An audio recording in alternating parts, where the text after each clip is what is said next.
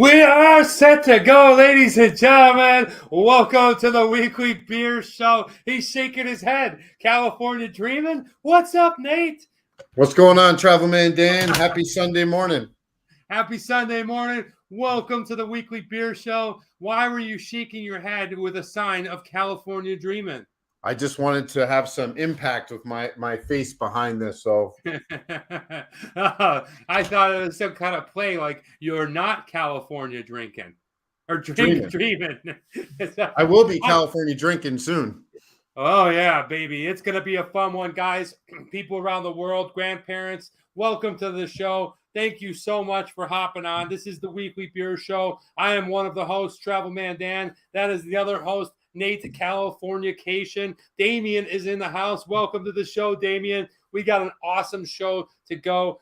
We got a great guest today. If this is their first time being on the show, let me tell you a little bit about what we do here. We go ahead and review beers. That's what we do. That's what the show is about. So we're going to crack them, we're going to sniff them, we're going to pour them, and we're going to taste them. Then we're going to score them. And it is going to be awesome because today's beers are all about the city of Los Angeles, the city that I live in, the city that is full of tinsel. Is it Tinseltown? Yes, it is. And just going to be a fun show. We got a great guest, a guy that I saw on the internet. I love what he's doing. So he's going to fill us in, and we're going to have him here for the show. And we're going to do our regular segments like what would you rather, good news, what are you reading, what are you watching, what are you listening to. So thanks for watching. If this is your first time, crack a beer, pull up a chair, listen wherever, and welcome to the show. Nate, how's it going, man? Tell us a little bit about what's going on. Well, you guys know what we do. Every week we review 2 beers. We crack them, smell them, taste them, get to the scorecard. The total score is out of 25 points. We go through taste, accessibility, price, X factor, and style. We've only had one beer with an asterisk that scored 25 out of 25. Maybe today is the day we have the first one, Danny, without an asterisk of a perfect score. What do you think? Maybe. Carlos C says, you're the man, Dan. Sup, Nate? You the man. Carlos, thank you. Hello, everyone. My notifications failed me. Just showed up, Calvin, but great to have you here. Welcome, everybody. I don't know if we'll get to 25. We'll have to wait and see. What I do know is that we got a great guest for today. Today's guest is another beer lover. He loves to drink a multiple array of beers. I found him on Instagram. I love his page. He loves what he's doing. He tries a lot of beers from around the world, craft style and whatever. Beer goals. What's up? Cheers. All right. Looking forward to bringing you on the show. But ladies and gentlemen, let's introduce our guest today. His name is Mateo, and his Instagram handle is called The Beer Reviewer. Welcome to the show, Mateo. All right. What's up, everyone? Oh, man, I am so excited and honored to be here. Thanks for having me. No, thank you for being here. I instinctively gave you the Arsenio Hall. I have no idea why, but yeah, it was exciting. Thanks for being here. Mateo, I've told our audience where we met. I met you on Instagram. I love what you're doing on Instagram. Your handle is called Beer Reviewer. But why don't you tell us a little bit about who you are and what you do, that kind of stuff. So first I just want to start a little under the weather. So but I feel fine. I think maybe some alcohol will help with that, some beers. Definitely help with the hoarseness. But yeah, my name is Mateo. I was, born and raised in San Antonio. Got into craft beer as soon as I hit 21. We have a local store. I'm not sure if you're familiar with HEB. It's a big store in Texas. And they would have these singles of craft beer. And I was in college, and everyone's about the Keystone, Bud Light, Miller Lite, the cheap stuff you can find. And being 19, 20. I would see these singles man, there's a lot of beer out there that's not Keystone or Bud Light or none of this. Finally, when I hit 21, I bought a mixed 6-pack of random beers. Some were from Canada, one was from Belgium. Had no idea what I was getting into. Immediately fell in love. I remember the first legal beer I had was Sam Adams. Absolutely. Yeah, I'm I poured it. I'm why is this brown? Beer's supposed to be yellow. That was my first question. And I just went full steam ahead. I started getting into reviewing just on my own. I didn't share it with anyone.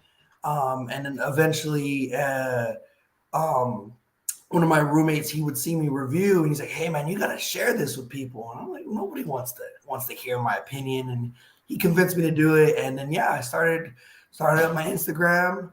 I'm not a Cicerone. I don't have advanced training or any training in review. I just, started to drink, smell. I'm like, okay, well, this is what I'm observing. This is what I can taste. And yeah, here I am.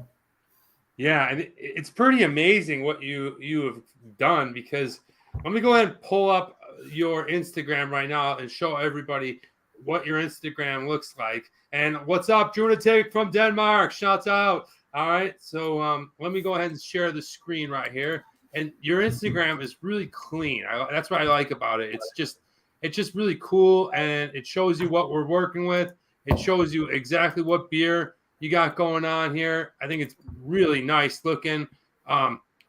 Where is the one thing? I'm getting used to the share thing, so give me a second. Give me a second, guys. All right, so check this out.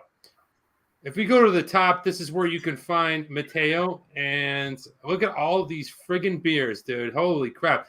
You have almost 3,000 posts. Is that how many beers? 3,000 beers? Almost, yeah, pretty much. I mean, as you can see, my wife loves beer too. My wife loves craft beer. Smart. One of the reasons I married her. But, one of the many, she's right over there, so I have to say many. But no, one of the many reasons I married her. But yeah, every so often when we go to a new brewery, we started this kind of tradition just within ourselves of we take a selfie. And then I incorporated my reviews and, reviewing the brewery itself. Like, how are the beers that I went to, how was like, did they have flights or not? What were the styles like? So yeah, every so often you'll see this mug in the midst of beer reviews there. Hey, man, you did a lot here. There's some of the stuff I'm seeing that we reviewed. So I did see one of the ones at the top. Was that Pliny the Elder that I saw? That was the double dry hop Pliny the Elder. Yes. So how was it? Oh man, that was amazing. So Pliny the Elder I think is a staple of the West Coast IPAs. I mean, yep. And Nate, you're in California. I was going to say your last name. Obviously, you're both in California, so y'all, you already know what Pliny. It's just a staple out there, and so I was able to try the double dry hop version, which was, in most cases, that just takes it to another level, and that's exactly what Russian River did with double dry hop Pliny. Just took it to a whole new level of deliciousness. How was this one? So going back to my wife loving beer, she went to Vancouver on a girls trip, and she made sure to bring me back some beer. So that was a brewery in Vancouver called Electric Bicycle. I believe that was their hazy IPA. I would say it was solid. It kind of fell short of like, what you would expect from like maybe Monkish or Treehouse, like Trillium, like these big haze makers. But it was still a pretty good beer. I mean, I finished the can. I didn't complain. It was pretty good. I love it, man. The art was a little strange. No, it's cool, man. It's like if you look at his page and you're like wondering a beer to try, or you don't have. I like how it's clean, it's quick, it's precise, and it's always the same photo. That's really cool. I like that. It's always looks like the corner of your countertop. Frank, welcome. And it's just really cool that you can follow that. So guys, please go ahead to your Instagram, add Mateo and the beer reviewer, and follow him. So. But hey, now let's get into today's beer. You guys ready to drink a beer, right? Oh, yeah. Oh, yeah.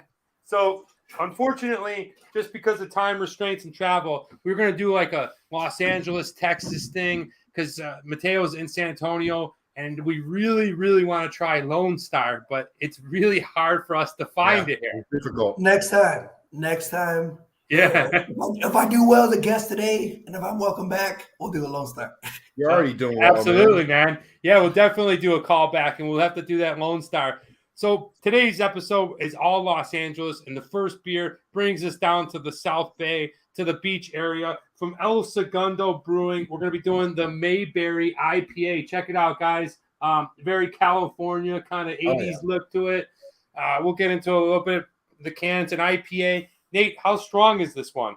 This one's 7.2%, and I believe this is going to be more of a West Coast style focused offering in the IPA world. I'm pretty sure El Segundo, the majority of what they do is more of the standard West Coast IPA. Okay, awesome. Damien just says he followed you. So if you see Damien the Fiend, great. Thank you for following and checking out the beer reviewer. One of the things that Mateo about us is Nate's a little more smarter when it comes to beer. He's not bougie. He's just smarter. Me, I'm like the welder or the coal miner. But I like good beer. And I like this beer that it's something like 7%. So let's go ahead and crack it, smell it, pour it, give it a sip. Mateo, have you tried anything from El Segundo before? I have not. I think they just barely hit Texas Distro. I want to say last year, but I have not just had the opportunity to try them. So I am really excited. Although I don't think I've seen this one on shelves. I know we get the Broken Skull. The Broken Skull, yeah. That's the more popular one because I did see that too. It's their flagship, yeah. Oh, it is. Yeah, okay. It's very Steve Austin focused though. Yeah. Oh, cool. All right, let's go ahead and try it. Pour it out, Nate. The first initial smell smells like an IPA. Yep. Oh yeah, and this was made with Mosaic hops. I don't know if this was exclusively Mosaic, but it does mention Mosaic on the side. Mosaic is my personal favorite hop. I feel like you cannot go wrong when working with Mosaic. I mean, you get a lot of different citrus flavors from that. A lot of tropical notes too, depending on how you use it. It's a nice looking beer. Yeah, really light looking. I don't know, kind of looks like a regular IPA. But hey, let's take a sip, guys, and we'll let you know what it tastes like. Cheers. Cheers. Cheers. All right, drink it beers.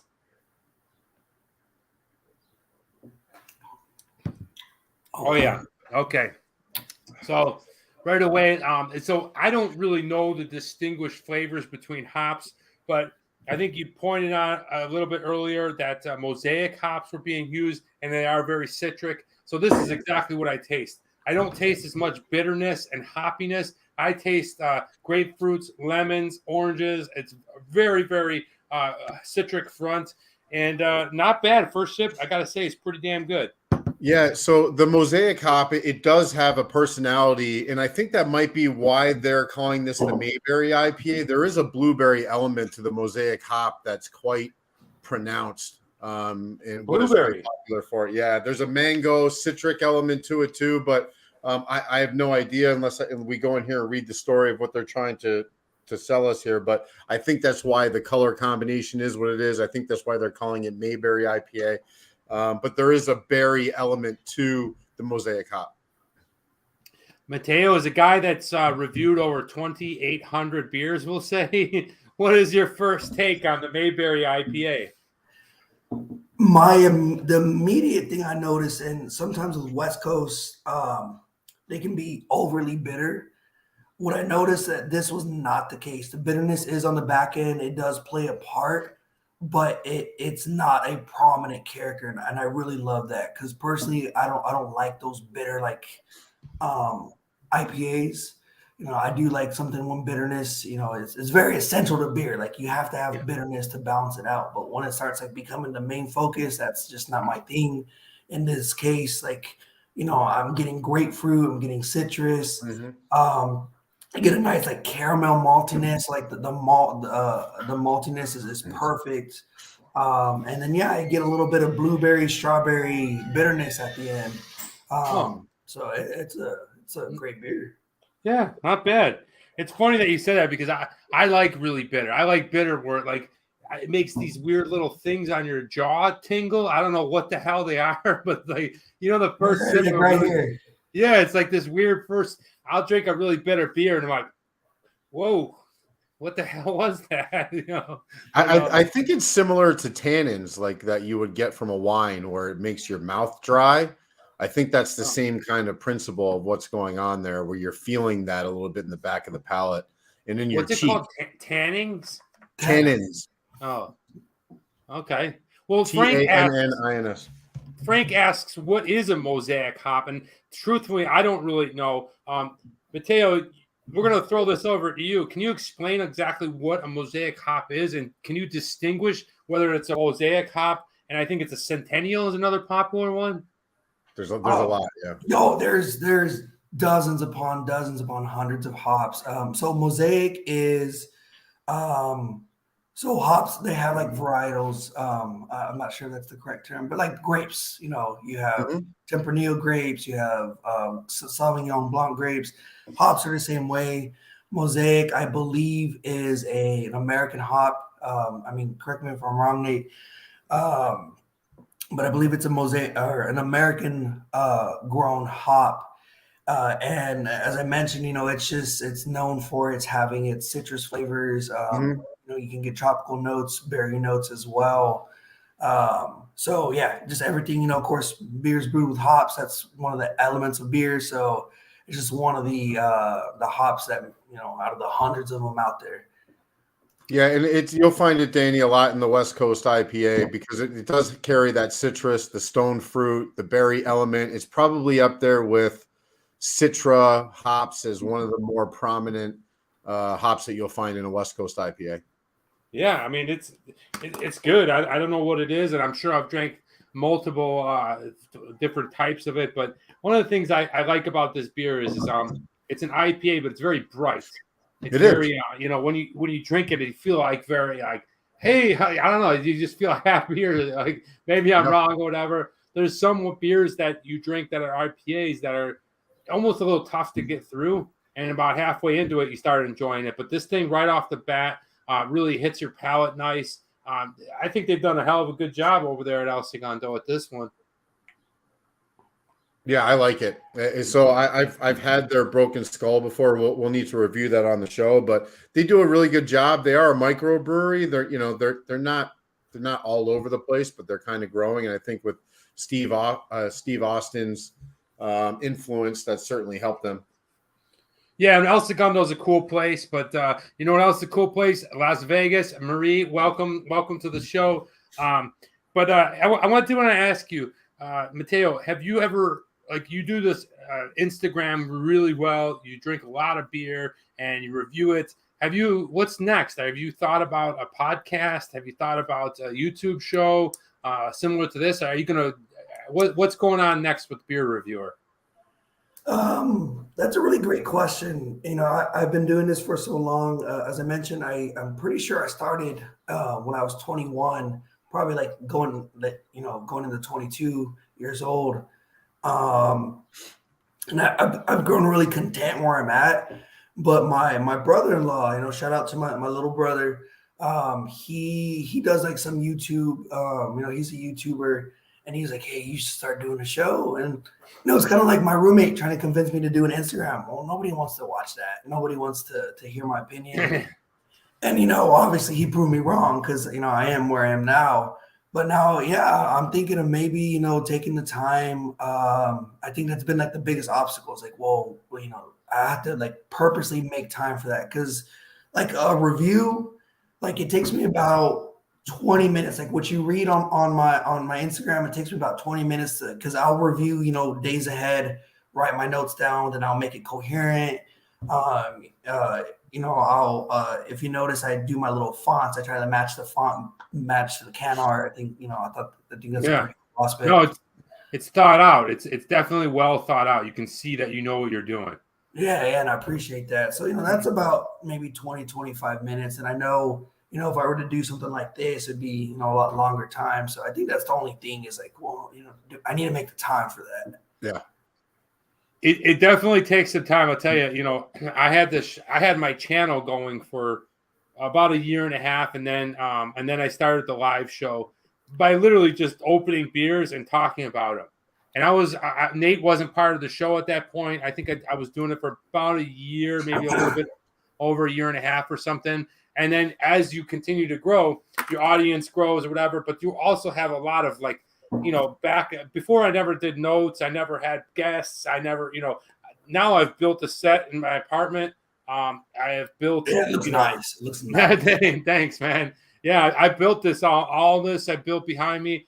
notes, guests reaching out. So it will consume you. And Nate, I don't know, what did we put hours? I can't even count the hours I put into the show. So, but I think it would be really cool. And I want to introduce you a lot after the show to our network of people that we've had, other podcasts, other shows and stuff like that. If you're interested, we can definitely send your name over to them because they'd love to have you on the show too.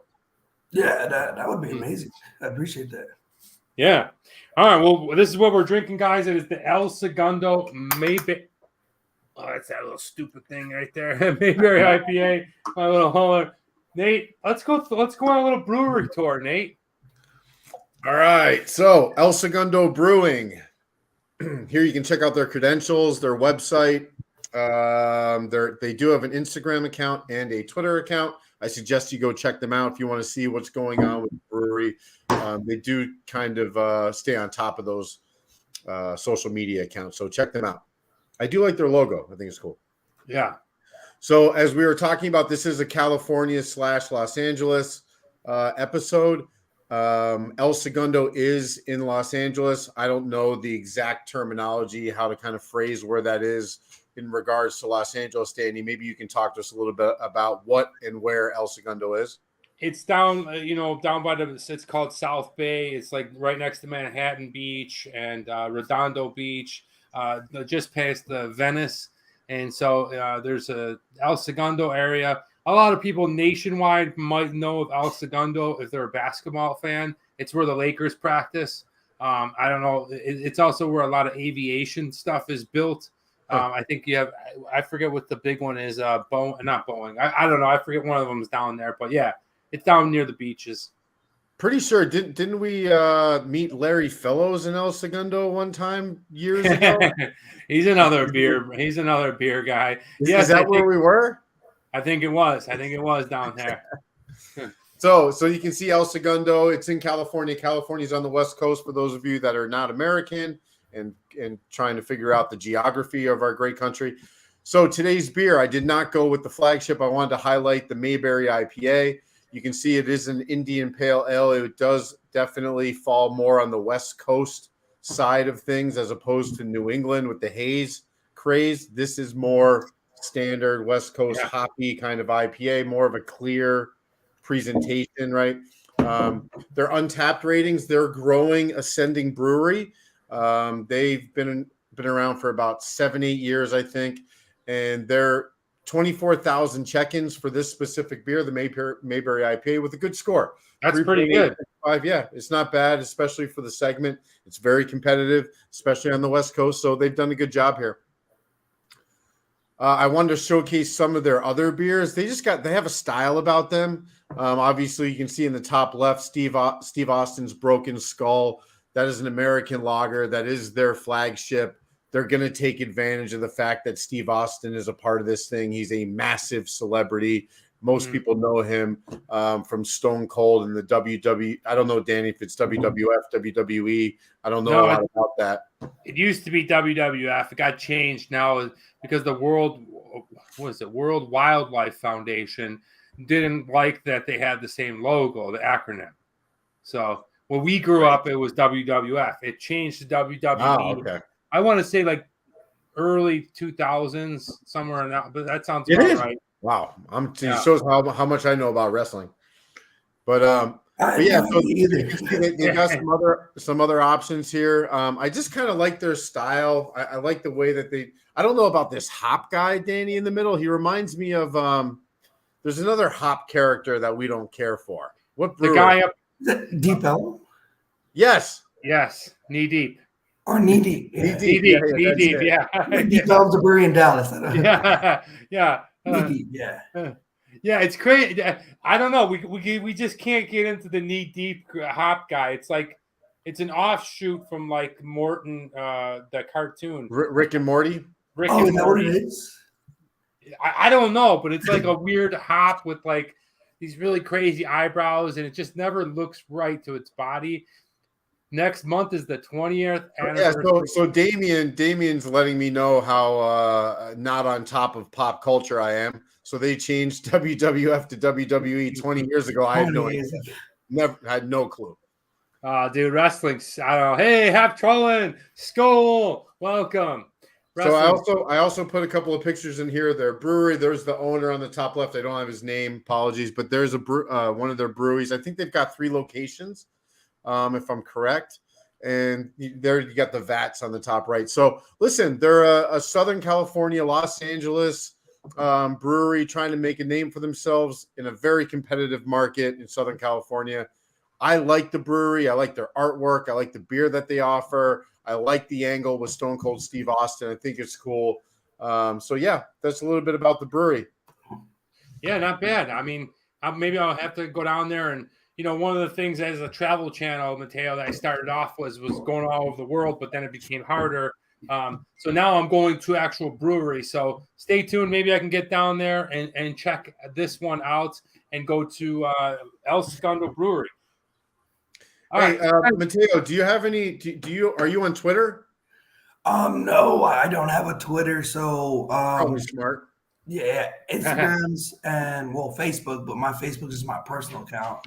Yeah. It starts to get weird when you're blurring the lines there. Anyway, but if you guys want to check him out on Instagram, just wanted to put this here at beer_reviewer. Go check out his stuff. Really good page. A lot of different beers there.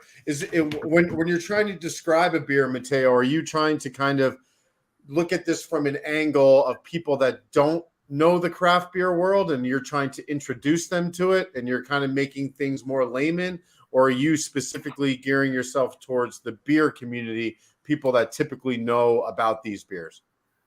So I try to do both. Like the verbiage I use is definitely for, the layman, someone who's never had a beer. If you look at some of my reviews, I'll use terms like, caramel, chocolate, coffee, toast, walnuts, things that most people have tasted.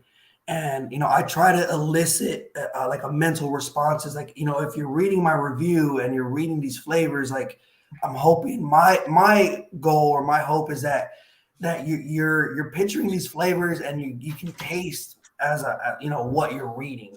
Yeah. And so that's always been my goal. Every once in a while, I try to be a little educational if I'm trying like a Belgian beer or like a style. I'm like, hey, this is from Belgium. This is from this region. Lately, I've been doing a lot of American beers. So, not too much education there. But yeah, I try to make the verbiage, looking at, like I'm reading right now.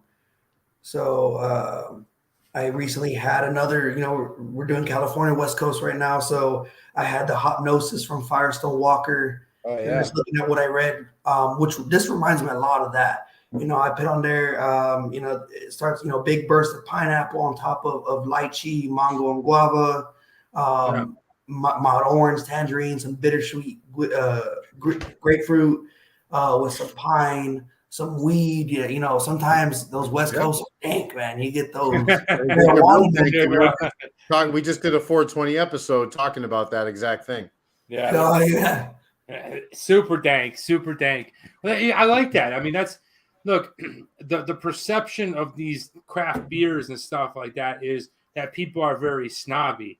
And, the thing is there's a percentage of people that are absolutely. Oh, yeah. But, I'm sure you've run into it, but I like how you make it simple. You use words that everyone can understand, that if they're reading the description of it, they're like, oh, yeah, I'm interested. Walnuts, pecans, chocolate, coffee. Hell yeah. Like, and that's important because so many people just are so snobbish to this beer. But the other side is, the other side of the people is they don't want to even touch the beer because of the snobbing perception. Yeah, there's a big part of it. It can be intimidating. You walk into a brewery, they've got 35 beers up on the menu, and if you don't have a person there that's willing to kind of articulate what those different beers mean, not everybody knows what a double IPA is. Not everybody knows what a pastry sour is, right? So in my opinion, it's on the part of the brewery to be able to better explain that to the novice and to the people that don't quite understand this community, because there's a beer for everybody. There really is. There's such a wide spectrum now. It's not Bud Light versus Coors Light. it's Bud Light versus basically something that tastes like a red velvet cake at this point. So there's so many different things, and that it's exciting. So instead of trying to kind of hold back there, communicate better, and you might find more fans. Yeah, and hey, Marissa, buenos dias. All right, welcome to the show. All right. So another thing is like when you're explaining a stout, a lot of people don't know stout, but they know what a Guinness is, and that's their only understanding of what a stout is. But we all know that in the last 10 years, how much companies have created the stout into a different flavor, and then like if you're drinking Guinness and you liked it, you got to try some of the stouts out there. Mateo, have you ever tried the Speedway Stout from Al Smith? Oh, yeah. So as y'all know, I don't have to tell you this, Preaching to Choir, there's like 80 variants of that beer. I've had quite a few. I've had like a double barrel version. I've had a single barrel version. I had like a pineapple version, a coffee version, Mexican version. Yep. You know, they had like chile and cinnamon in it. So yeah, that's Speedway. Al Smith, they've been around for a while. They know what they're doing. That is a great example of a stout. And I remember when I first got into beer, I would have to trade for those, somebody, because they didn't reach Texas. And then one day I saw them on Texas shelves. I was like, yes, like I don't have to trade anymore. I can just like go to my store, pick one up. And like, I love that it was just widely available. I don't know if they distribute to other states. I'm sure they do, but I was happy that they hit Texas distribution. Yeah, that's cool. Well, hey guys, we're now at the section where we like to talk a little bit about good news. So I want to bring up some good news, and hopefully you'll be able to take this in. I know sometimes we're glued to our phones, we're glued to the news, and it's not so good. But today we're going to go ahead and bring up some good news. And Nate, go ahead and bring this up. This is the U.S. tribe bringing buffalo or bison back from the brink, and being from the city of Buffalo. Man, I absolutely love this animal, and I think this is great. In the U.S., indigenous-led conservation efforts are boosting buffalo numbers, reviving a culture, and feeding homeless people. It's 2 years since the Rosebud Sioux Nation in South Dakota, U.S., began collecting bison on the Wolcott Buffalo Range. Excuse me, I'm not very good at this. Some of these words. Can you pronounce it again? If I mispronounce this, I'm sorry. The herd now numbers 750 animals, and the tribe hopes this to swell to 1,200 by 2023. They want it to be the largest indigenous-owned bison herd in this country. It's part of a wider trend, and the U.S. motivated by tackling food shortages, reaching financial stability, restoring ecosystems, and reinvigorating tribal culture. Tribes now manage some 55 herds across 19 states. Wolcott is unique because it isn't just about taking care of the land or creating jobs or feeding our people or bringing back our culture. It's about all those things. Clay Combine, CEO of Rosebud Tribe's Economic Development. Buffalo are central to who we are as Lakota. When we bring them back to our land and into our lives, it heals and strengthens us. I love this, man. This is friggin' awesome, dude. It's like not only that this is a beautiful animal and that they're bringing it back, is just that the guy says, like, look, this heals us, this strengthens us, it gives us part of our identity. That unfortunately, this country was shaped on destroying a lot of that. But I'm glad to see some element of it coming back, especially if you watch the show. I love animals. I love the bison, really cool, and it's a huge animal like a cow. So they're able to use it and purpose it for the homeless people inside the Sioux Nation. So that's kind of cool. I just love that. Nate, what do you think of that bison, dude? It's one of my favorite animals. So yeah, anytime that conservation can be impactful like this, it's a good thing. I know how close you feel to this particular animal as well, being from Buffalo. But yeah, it's incredible stuff. Yeah, I'm very, very close to just getting. I don't know if I'm going to do a brand or a black one, but a bison, a buffalo right here. Obviously, I'm a diehard Buffalo Bills and Sabres fan. But being from there, and it's a beautiful animal. Thank you, Peter. We appreciate you stopping. Peter. Yeah. All right, guys. If you don't know, if you're just hopping on, this is what we're drinking. It is El Segundo Mayberry IPA from Los Angeles. Murphrod, what's up? Oh. He's super excited. I get excited. Murphrod is Nate's mom. I hope you're feeling better. I sent you a Facebook message and tried calling an old number, but I hope that you're okay. Travel man Dan, did you see Have Trollin's message about sending you from Christiana? I did. So Have Trollin is going to be making some homebrew, and he's going to send us some for the show. So please do. Hell yeah. Yeah.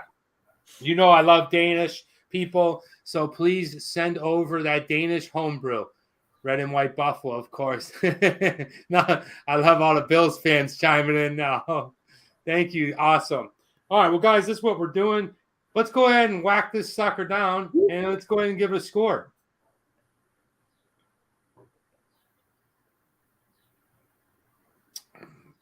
By the way, it's a pretty strong beer. I know, yeah. I can feel it halfway through. There's no way about it. But Teo, one of the things I wanted to ask you is, like, how much beer do you drink? Man, I used to drink every day, and that kind of sounds bad, but I would drink like a beer or two every day. Right. I wouldn't get wasted.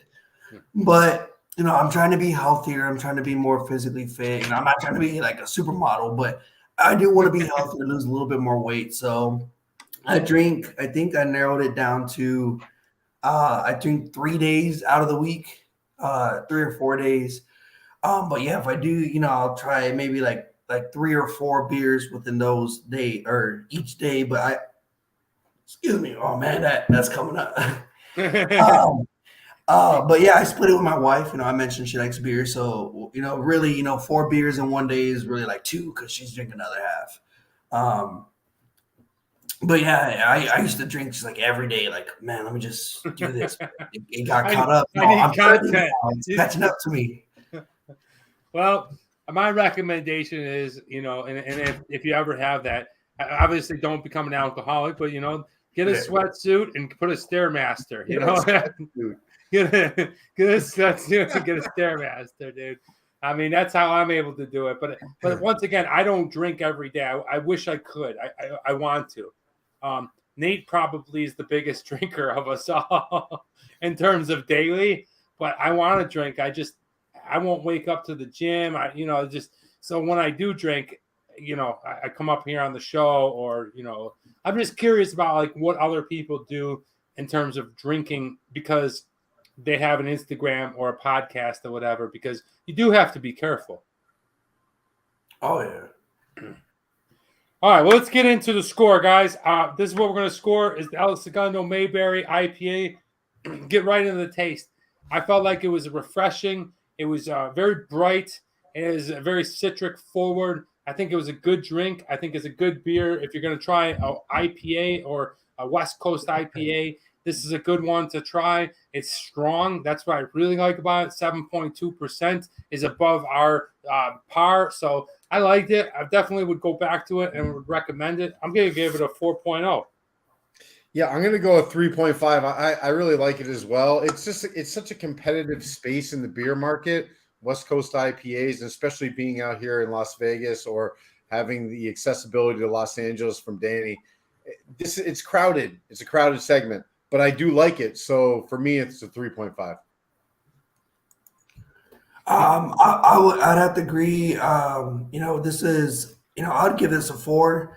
The hop flavors were on point. I think just for me, what's keeping me from giving like a 4.25 is it was a little tad too malty for the style.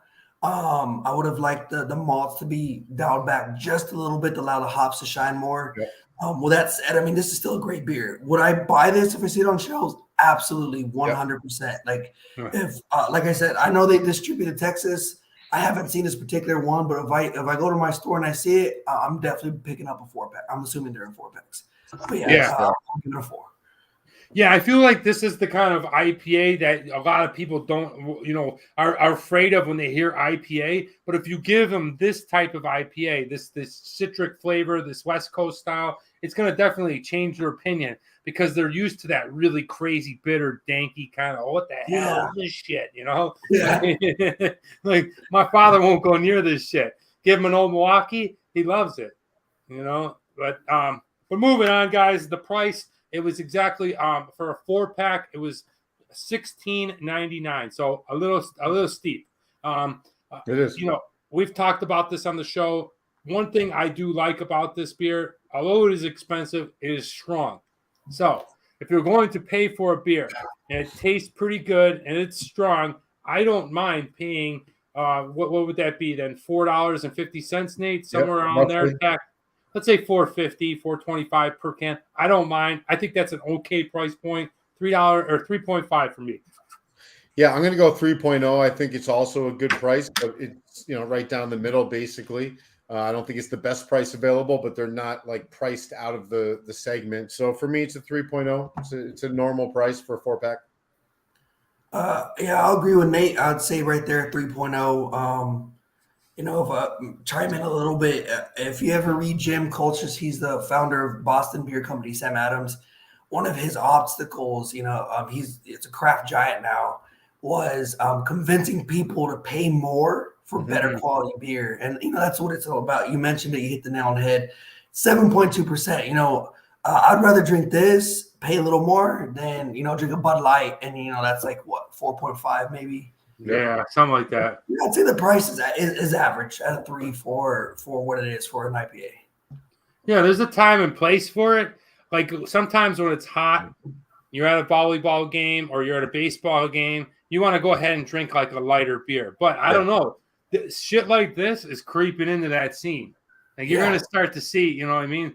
The problem is if you drink 3 of these in public, you start to lose your legs a little bit. Well, and the pendulum has swung so far to incorporate flavor and density to beer that this actual beer, you're right, Danny, because of the pendulum swing, it's actually becoming the more approachable beer, which is kind of crazy. All right, let's get into the design. I like the design. I think they make it really easy to understand what it is. El Segundo Brewing. It's the Mayberry IPA. It's an Indian Pale Ale. I like the little thing. I got to go by El Segundo. Maybe they have how Vegas has its sign. Maybe they got this clock because it appears twice. It appears on the monolithogram. Is that what it's called? Like the underlying. It appears on the side over here. Pretty cool. I like the light blue. I definitely like this design. I'm going to give it a 4.0. Yeah, so I'm going to go with 3.5. And what I learned by reading this before, I was talking about the berry element to the beer, and that maybe that's why they called it Mayberry. That's not the case. And this is exactly why I like them putting a story on the can. Mosaic hops take center stage in this authentic West Coast India Pale Ale, the perfect companion to a sunny day on Main Street in our charming town of El Segundo, affectionately known as Mayberry by the Sea. So right there, so I made the assumption, not knowing because I didn't read this before, that it had to do with the type of hops that they were putting in it, when actually it has to do with the downtown area of El Segundo, and they're paying tribute to that, which I really like. So 3.5. Okay, very cool, very cool. What do you say, Mateo? I'm going to say a 4.5 for design. I mean, this is definitely, it catches the eye. If you're, I reminisce back to when I was 21, like I started getting into craft beer. I didn't know what I was doing at that time. I was buying the most interesting labels. And this, it's this bright baby blue. The name is large. It sticks out. It says exactly what it is, an IPA. Another thing I really love, and a lot of breweries I've noticed aren't doing this nowadays, the ABV 7.2. I don't know if you can tell. It's right there. Yeah. Right there up front. Sometimes, they don't even put it on the cans anymore. Yeah, I'm always looking for where the Yeah, or sometimes in the bottom, or if it's like by the barcode. And I think this is great because, especially if you're new into beer and, you want to know what you're getting into. So I give it a 4.5. I think this is designed very well. It's very eye-catchy. It tells you what it is. there's little stories on the side. It tells you what kind of hops it is. So if you know what kind of hops you're trying to look for, I think the can's well designed. You know, it's funny that you said that because there was a point when me and Nate would walk into like these big like emporiums that would sell all the beer, and Nate would just go up and down looking for ABV. If it was anything super strong, throw it in the he would buy it. I mean, like now it's a little bit different, but when we first started, like, yeah, let's get fucking cranked here. All right, 8%er, put it in the tank, you know, like anything strong we were drinking.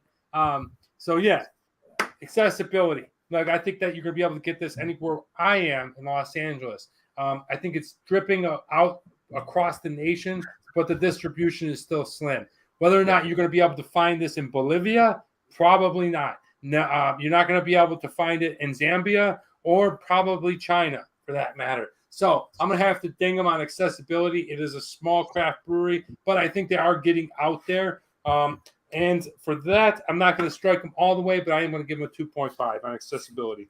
Yeah, I'm giving the exact same score. I think it's fair. Anywhere between Texas West, I think you're going to be able to get it. Texas East, you're going to be challenged. You're not going to be able to find it internationally. That's okay. I'm okay with that. 2.5. Yeah, I got to say the same thing. As I mentioned, they distribute here. I haven't personally seen this. I'm sure, you know, if I go look for it, it might be here, but I'll say the same thing. You know, small craft, 2.5. Which we definitely support and we love. It's just that when we look at this, we look at it as a global thing, distribution. Obviously, Heineken's going to hit a 5.0. You know, like your fans, like if they want this, you know, somebody's going to have to ship it out to them. You know, they're going to have to get a buddy of theirs to mail it out to them overseas. And yeah, that's the case. Which is great. I mean, that's one of the things I like about beer culture too. Is like, you know, people send us beers or we send them out. Like that really gives me a lot of joy to go ahead and say, hey, look, I tried this. I think you should try it. I think, you know, this would be cool. Moving on, TMD X Factor. Look, it's going to get a good score. I'm here in Los Angeles. I'm only about 30 minutes from the brewery. I think it's great. I think that having Mateo here has been a lot of fun. Happy Sunday to my sister, Lisa. Thank you so much. I mean, look, nice beer, good, easy drinking, but I'm not really attached to this thing. So I'm going to give it a 3.5. Yeah, so for my X Factor, I'm going to go just slightly above that. I'm going to go to 4.0. It's a California beer, so I'm going to kind of assume that to be local-ish for me. So I like it. I like the brewery overall. I like the beer. I like the design. I don't love all of those things, but I think they're above average. So for me, the X Factor is 4.0. Nice. I think I'm going to go just a little bit above Nate and give it a 4.25. My main thing is I've had so many California West Coast IPAs, and in Texas, it's a popular style. And too often they're just like bitter. Like, I'm going to be honest, you sent this to me. I did not have high expectations because of my experiences with this style. And so I think these guys really blew me away. Wasn't overly bitter, wasn't overly piney. Sometimes it's like you're sucking on a pine cone. Yeah, that wasn't the case. So I'm gonna go ahead and like give the X Factor a 4.25 on that. Nice, love it, man, love it. All right, guys. So I give it a pretty good score. The El Segundo Mayberry IPA got a 17.5 from Travelman Dan, 16.5 from Nate Californication, and from Beer Reviewer. Got a 18.25. I don't have a fancy board. All right. I love it. No, that's great. That's awesome. That's a great score. This is a great beer. Like I said, I would definitely introduce it to people that are interested in it. But time to move on to the second beer of today's show. And that's the great thing about this show is we're going to do 2 beers. But before we go ahead, Nate, I heard you got a little quiz for me. You want to do it now? All right. Let's do it, man. That way. Right. So should we get Mateo? Do you want to chug anything? Let me see if I have something to chug. Well, the thing is we do a quiz, right? We do today's quiz is going to be about California. Yep. Nate, how many questions are there? 5. So I get a room. I get. These are easy, by the way. Very easy. I get 2, and if I miss 2, then I go and do a beer funnel. I feel like this one should be 1.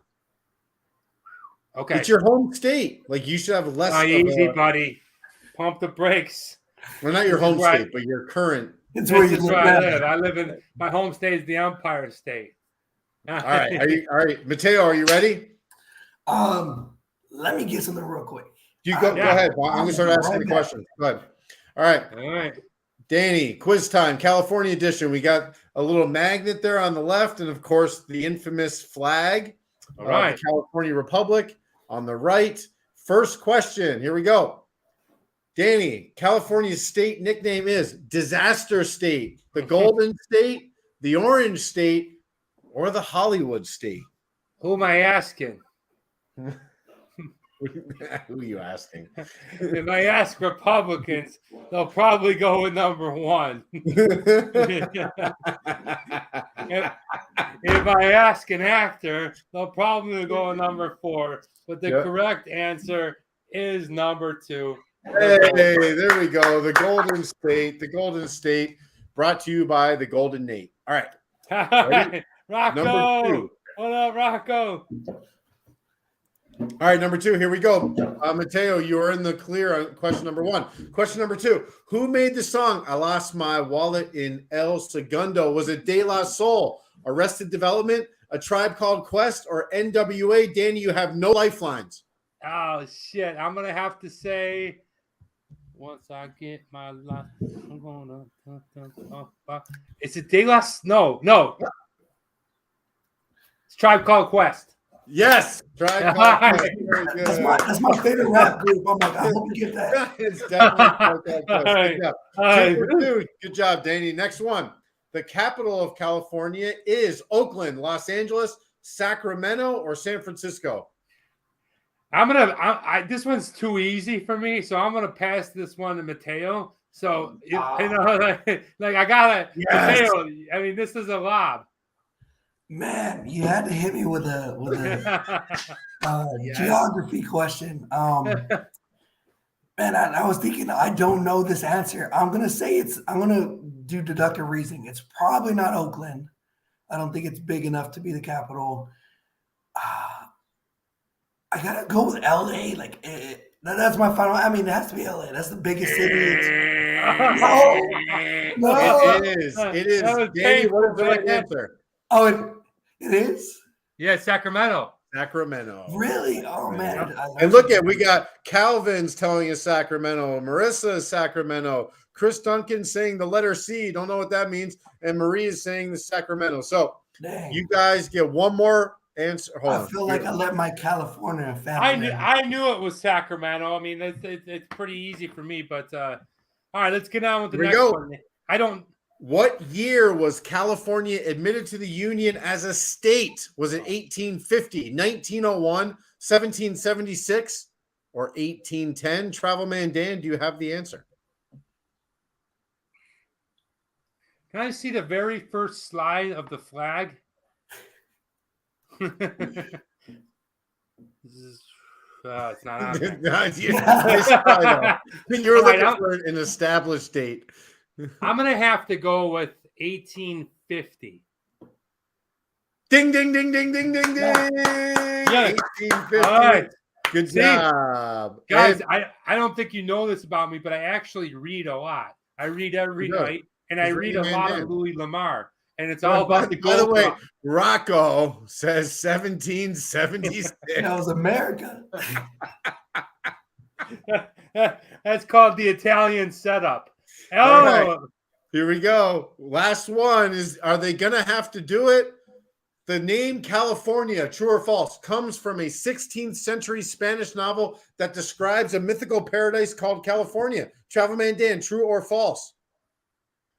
Jeez, it sounds good. The last one sounded good. Mateo, how's your 16th century Spanish literature? Well, I speak Spanish, but I know nothing about 16th century Spanish literature. Wait, is it? No, Don Quixote. No, that's something else. Yeah, the Don Quixote was. I'm gonna have to go with. Let's go with the crowd. All right, give us. What do you guys think, crowd? I was born. Going with the crowd. You got to choose an answer. Let's go. All right. I'm gonna choose false. And you got a funnel. Mateo's got a drink. It is true. The name California definitely comes from a 16th century Spanish novel that describes a mythical paradise called California. What Spanish novel was it? I don't know. It's Californication. No, that was like a late '90s show on HBO with David Duchovny. Marissa said Don Quixote. She's sweating over here. What? Okay, No, so I found it. I just Googled it. The novel is called Las Sergas de Esplandian. Who knew? Oh, I knew that. La Spanga. Yeah, you knew that. Dude, come on. You never read Los Alamitos, La Spanga? I don't know. No, I have not read that. Marissa, help me out. Okay. All right. Danny's got it. Mateo, look at that one. Mateo's got the old stove, pomegranate sour. Pomegranate sour. All right, Mateo, here we go. This is where shit gets sideways. Oh, man. This is awesome, man. All right, cheers. Cheers. I'm already spilling some. Always fun. Always fun on a Sunday morning. Oh, I shouldn't have chosen sour. Yeah, it's you're chugging sours. What do you think of sours of lately? I think right now it burns. You don't have to chug it. You don't have. I forget that everyone doesn't have a funnel. As a matter of fact, that's one of the things we're working on merchandising right now is a weekly beer show funnel. That would be amazing. But to answer your question, so the American Wild Ale is my absolute favorite style. American Wild Ale? Yeah, the Wild Ale. So like we're talking in terms of California breweries like Santa Darius, Cellar Maker, Cellar Door. I know I'm missing some bigger ones out there, and maybe people might boo me. But I know Santa Darius is like the most renowned out there. And, there's a difference between what this is, a kettle sour, and then a wild ale, which is actually used with making wild yeast. And it notably gets this flavor of like what people have called like barnyard funk or horse blanket. It's just these funky flavors. And my favorite brewery period is Jester King. Thankfully, they're just in Austin, an hour and a half away.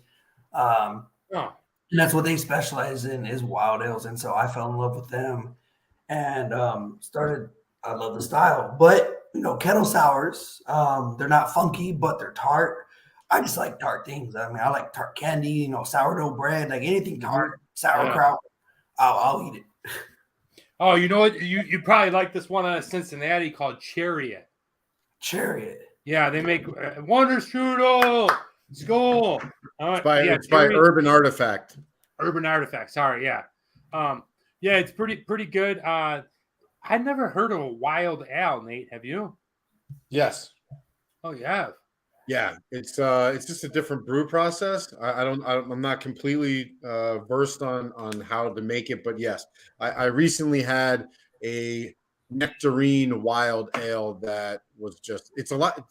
They can get 14-15%, super high ABV depending on the style, but they're good. It's different. They're very tangy and sour, like Mateo was talking about. Awesome. Maybe everyone should have a funnel, guys. If you're just hopping on, and you're checking us out, we're about halfway into this. We're a little bit more than halfway. We're about to get into the second beer. We have Mateo with the beer reviewer on Instagram. Go ahead and follow him right now. Let us know that you followed. We'll be checking up. We'll be going to your house later this evening to see your phone. No, just kidding. But check him out. Great guy. Does awesome work on reviewing beers. Very clean, precise. Definitely follow his Instagram. But guys, now it's time to get into the second beer. I got to tell you, this one I'm really excited about because I don't know what it's going to. I feel like I've been I've been duped by marketing. I feel like inside this beer is what I really want to come out, but I feel like it's not going to come out that way. But we're going to find out. It's another LA beer. It's called the Dudes Brewing Company, and it is their Pulp Addiction Blood Orange Amber. Look at this guy. Yeah. All right. Great looking can. Love this style. Nate, you don't have it? Oh, there you go. Oh, I do. I got it. Oh, okay. You froze up for a minute. So yeah, I'm excited to try this one out. Let's go ahead and crack it and get right into it. I don't know if it's going to be red. I don't know if it's going to be orange. Oh, amber. Oh, yeah. Color. Smelly. Very smelly. Yeah. Hey, Mateo, I wanted to ask you, because you're pouring into another glass. Nate uses more of a tulip, and I use more of just a regular pint or a mug. What is your preference on glass? So I'm so glad you asked that question. I can talk hours on end about glassware. So when I first got into beer, I noticed like there was different glasses. And so I got into, I started researching what's like the best glass for what. So for the El Segundo is an IPA. I chose, this is a glass from a company called Beeratech, and it's specifically an IPA glass. Like they designed it to maintain the foam head of the IPA, which that's what you want, because that's, kind of seals in the flavors essentially, just the way it's shaped. For this, I saw it was an amber ale. So amber ales, typically, you want to pour in traditional styles like amber ales, ESBs, extra special bitters in English style. Brown ales, I chose a Nonic pint glass, which you can tell a Nonic pint glass because it has this little bump here. Yeah. So first is just a straight pint glass, which is straight on the side. So I went with a Nonic pint glass for this. Same reason, head retention, although the retention isn't too big on that. It just, what's from what I've learned and from what I've researched on my own is what's better suited for the style. Awesome. Well, thanks, man. I appreciate it. We always like to know what people prefer. I mean, looking at this beer, I don't know what to think of it. It looks like a dirty lager, to be honest. It is very dark for an amber. I will say that. Like that could be almost brown ale territory. Yeah. Okay. Well, guys, cheers. Let's give it a shot.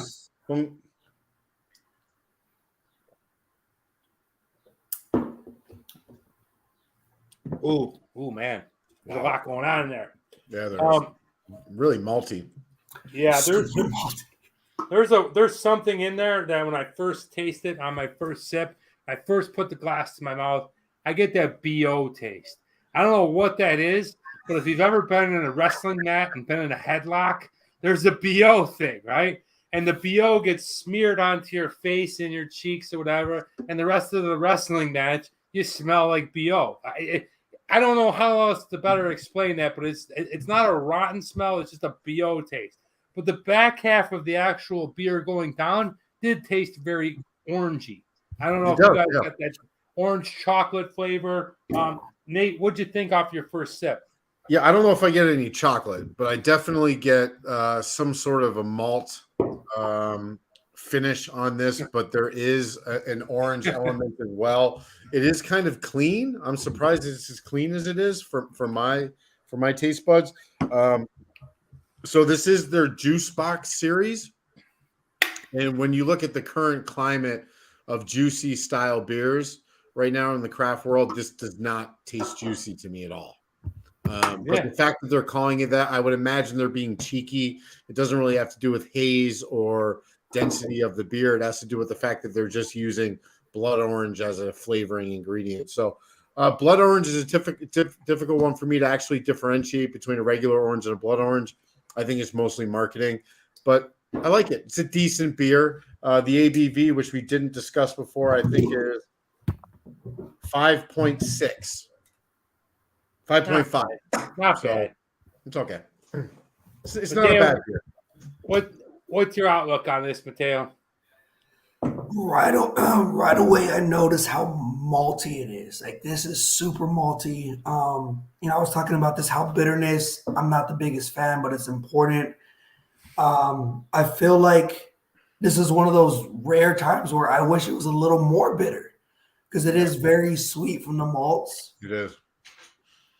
As far as orange, I don't know, maybe because it traveled to Texas and that travel time and the heat and whatnot, I'm getting like little to no orange flavor at all. Like I'm getting a lot of malt and just a little bit of orange on the back end, and that's pretty much it.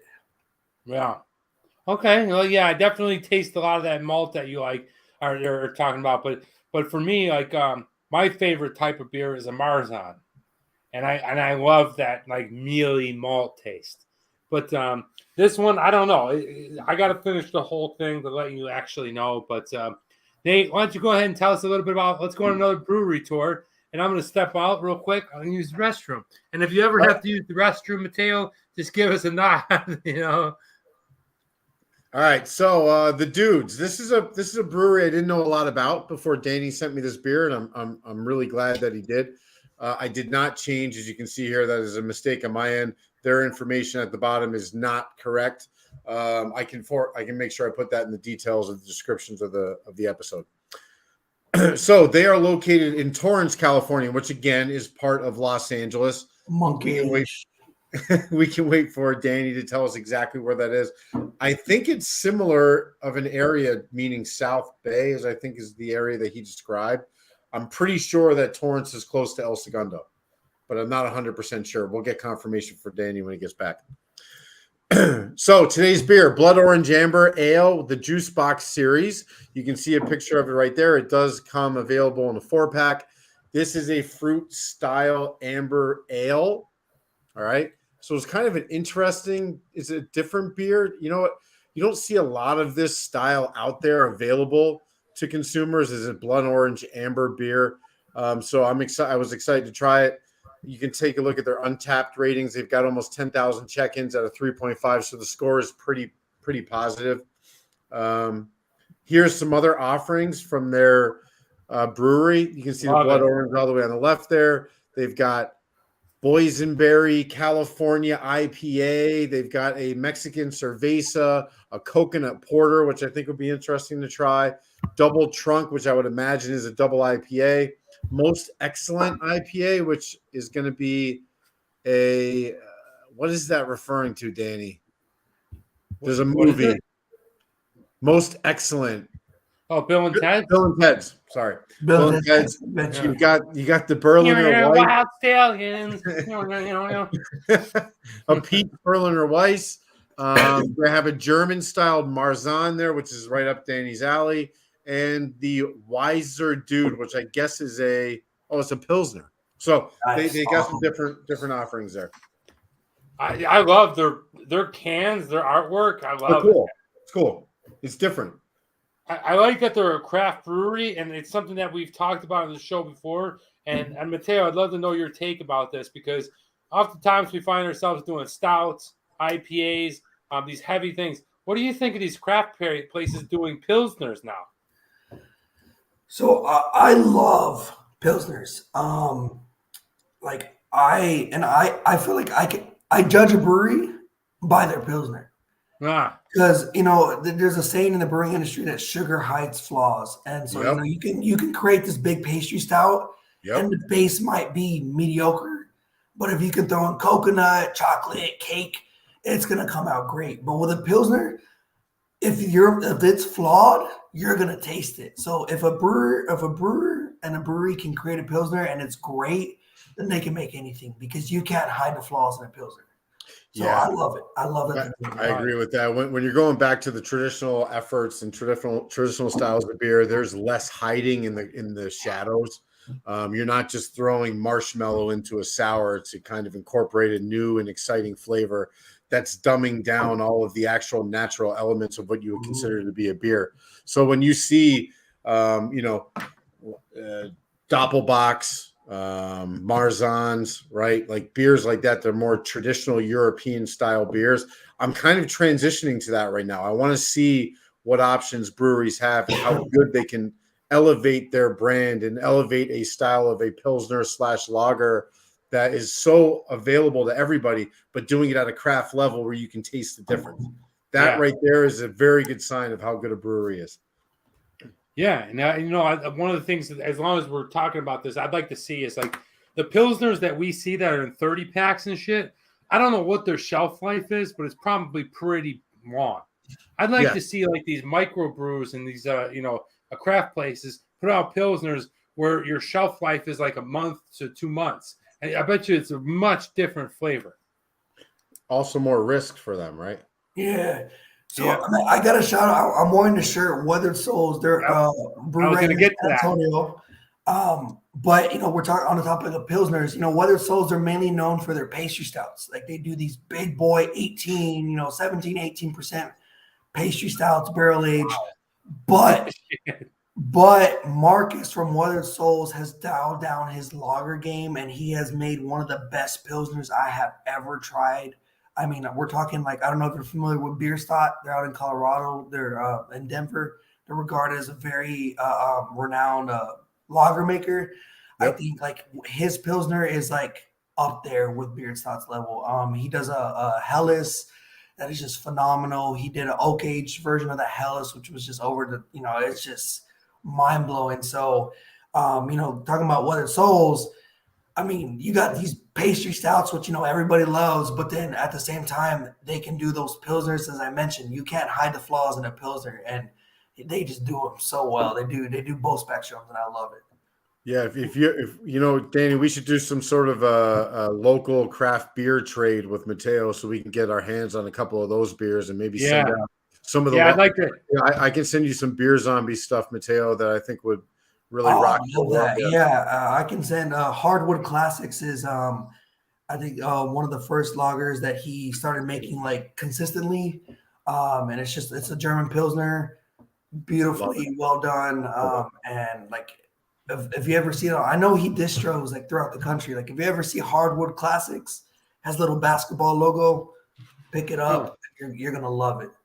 It's funny because when I think I first reached out to me, you asked me about Weathered Souls, and I want to definitely. I'm gonna call it right now, Nate. Next time we do a call back with Mateo, we're gonna do some Weathered Souls and some other stuff. Hell yeah! I hear so many good things, and I've been to San Antonio twice. I like San Antonio. Is that where Weathered Souls is? Yeah, they're actually right by the airport. So like. I always tell people, if you're visiting, you got no excuse because you can stop by Weathered Souls before you go anywhere else. Yeah, get pissed before you head into your B&B. That's awesome. All right, well, guys, now it's time for our favorite part of the segment, and it is time for What Would You Rather? All right. So we're not going to be talking about piss, blood, or semen today. Damn it. Oh, man. Sorry, Mateo. Usually it gets disgusting, but it's all Los Angeles, all California. There's no right or wrong. You can let me know down in the comments. I'll go ahead and respond back to you. I know I've been quite busy, so I will respond back to all the comments. But here we go, Nate. What would you rather, LA edition? The first one being, where would you rather go? I'm going to give you a ticket. It's very local to LA, but it is awesome. You're going to go to the Huntington Library. Not for a wedding, or if you're not married, I don't know. I think I'm the only guy not married on the show, but there it is. Look at beautiful cherry blossoms. A lot of people go there to get married, but Nate, show me something else. Like, look at the grounds, right? You have on the right, you have this rose garden, and on the left is this like Japanese kind of. And here's the thing about that looks like Japan, man. I was about to say, like, why are you showing a picture of Japan? Yeah, it's nuts. It's like this great library. It's like this huge, I don't know, there's probably like, 30 acres of like, it goes into Chinese gardens. I'm loving a clean. What would you rather? Nobody else wants to pee, blood, or semen.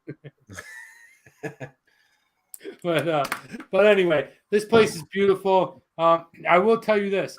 Look for a Travel Man Dan episode coming out sometime before the end of the summer of this place. So this is the Huntington Library. If you don't know about it, it's in Los Angeles. Yeah, it's right next to Pasadena. That'd be something that you take your family to, relax. Or would you rather go to the famous Venice Beach? Look at that. When they filled that skate park with sand? Yeah, I mean, look at that. That's like, it's pretty cool because you have all the sand in the beach area. Then you go through the skate park or the basketball court. But then you got this. Did you put the right photo in here? That's the current state of. know. Who wants to go here? All right. All right. I know what you're thinking, but I'm as real as it comes. And unfortunately, the Venice Beach that I grew up with, that I came out here originally with, is no longer there. It is an infestation of encampments, if you will, or unfortunate encampments. There's a really cool skate park. No interest in Venice. All right. Well, whatever. It's still is cool like place. the library. Anytime someone just picks a library over a skate park, something happened. It's not just the skate park; it's Venice and altogether. But for me, is that Worcester? I'm going with the library just because I like. I always like institutions. I like places of education. I don't like to see. If you've seen Venice, that's just like a little snippet, but it is in rough shape right now, and it's highly dangerous. So I'm going to go with the Huntington Library. Nate? I don't know who's going to choose the other option. I'm going the library. It's safe. It's beautiful. Look at this thing. I mean, or do you want to go here? All right. So yes, I would prefer the library. Yeah, the second photo ruined the beach cities. What do you got, brother? My wife loves the beach. I'm indifferent. Like, I don't love the beach. I don't hate it. I think despite that photo right here, I think my wife would still want to go to the beach. But I personally would choose a library. That just looks gorgeous, like that tea garden, the nature. Like, I would love just to walk, cool, maybe 75-degree day, just walk through the acres there. That seems amazing. Go inside, see what kind of books they have. So I would personally choose the library. Nice. I mean, look, and Venice, unfortunately, wasn't always like that. But no matter what time it is like that now. And that's just the beginning of it. But let's get into the next one. Los Angeles, guys, who you got? What I gotta give it to your mama. Red Hot Chili Peppers. All right, one of the most iconic bands. Hold on a second. Can I say something before you get into your? Look at them on the left. That's probably 1991. Yeah. 93, 95. So then look at them on the right. What the hell happened? My God. Dude, like my grandfather is playing the bass. No, I mean, Anthony Kiedis was probably in his mid-20s. Looks like AJ, by the way. 30 years later, he kind of looks like AJ again. And then Flea in the picture on the left looks like Will Ferrell. No, I'm sorry. The other guy looks like Will Ferrell. The other guy, the guy in the top left, I forget his name. The drummer. But anyway, they got their Hollywood star. So Anthony Kiedis has switched up his style. I love the mustache, not on him, but on me. But there you see him rocking out. You gotta get it with your mama. I mean, one of the greatest bands ever. Or another Los Angeles favorites, Sublime. Okay? And I don't practice. Louis Dog. No, Chris. Fucking Sublime, bro. Come on, this is a no-brainer. So this is the beginning photo. Unfortunately, the guy on the left, barefooted, he's Bradley probably Everett. Yeah, he's probably sound checking. Bradley Knoll, sorry. Yeah, Brady Knowles. He passed away of drug abuse, and the new guy is probably in there. This one for me is a no-brainer. I'm going Red Hot Chili Peppers all day, every day. To me, Sublime, isn't it? Are you serious? I'm serious, man. I never loved Sublime like everyone liked them. My favorite song was "Waiting for My Ruka." Yeah, it's the first song on really, 3 Ounces of Freedom. Other than that, it was just an anthem. But for me, got to go Red Hot Chili Peppers. Oh, Nate? Man, it's so disappointing. Yeah, I guess so. Red Hot Chili Peppers are awesome, by the way. I'm not going to discredit anything they've done. They've been a beacon of California music for 30 years at this point. But there was something grittier, grimier, more like real about Sublime than Red Hot Chili Peppers for me. What I would like to think is, what if Sublime, if Bradley Noel never passed, never, fell victim to heroin, where would they be? I'm pretty sure their trajectory was better than Red Hot Chili Peppers, which is pretty big thing to say considering how important Red Hot Chili Peppers have been to the music scene over the past 30 years. So for me, absolutely every single day and twice on Sundays. What? Sublime. Wow. Not even close, dude. Not even close. Man. Mateo's he's I am 100% Texan, but I love both bands. But I feel like I'd have to go with, and this is just basically, this is based strictly that I know more songs from them, and it's gonna be Red Hot Chili Peppers. Yeah. I mean, I like Sublime. I like Sublime, but Red Hot Chili Peppers, I mean, they just have more songs that like they definitely do. They really do, and so that's what I'm basing my choice on. And plus, hey, there's no wrong answers here. It's everybody's opinion. Paloma, she loves them so much. She got like their logo tattooed on her arm, like so. She's a big Red Hot Chili Peppers fan. So I don't know if she's watching, but Paloma, if you're watching, shout out to you. I love it, man. I love the Peppers, dude. They're fucking awesome. All right, going on to the next one. Two things that are really popular here in Los Angeles. I have no idea, but this thing is really grown, and you can find these a lot of different places. They're really good, and that's the ice cream sandwich. Okay, they've got a long way. All right, since the little stick, the little package thing that you'd get that I grew up on. Dude, look at those things. Wow. Dude, two of those look like they got meat on them. That's what you find in stouts nowadays. I mean, the one thing's got like Reese's peanut butter pieces sticking out of it. Phenomenal. I remember the one time me and Nate went to this mall, and we got an ice cream sandwich, and we were floored afterwards. We needed a gallon of water and like just a day to take a nap. But that's number one. Number two would be probably my favorite in all of the world. I think this competes with Toronto. Probably the best on the street ever, ladies and gentlemen, the LA Street Dog. If you've never had them, often referred to as the Mexican hot dog, guys, LA just does it right, man. They just do it right. They did that bacon hot dog. Not to mention, it's double the thickness hot dog. It's burnt. It's on that little pan. They put it in there. You can get habaneros. You can get jalapenos. You can get onions. You can get sweet peppers. They just do it right. This one. What do you get, Danny? When you get one, how do you get it? I get the bacon well done, and I get just jalapenos. And but then they do mayonnaise, and which is new to me because I'm used to in New York we do. All right, now this is the second picture. Now, what do you guys think of that one? That's for kids, bro.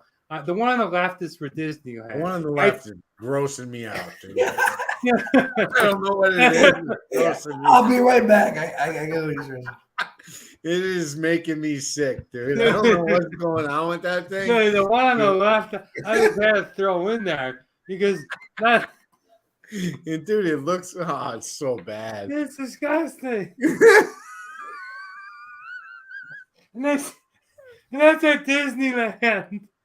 That's at Disneyland. So gross. Imagine your kid shows up with that hot dog.